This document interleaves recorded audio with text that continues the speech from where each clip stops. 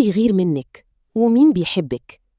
في ناس بتضحكلك بس مش مبسوطالك، تقولك مبروك بس عينيها مش بتقول نفس الكلام، تلاقيها موجودة بس مش مشاركة بجد، تسأل بس من غير اهتمام، وتقارن من غير ما تحس.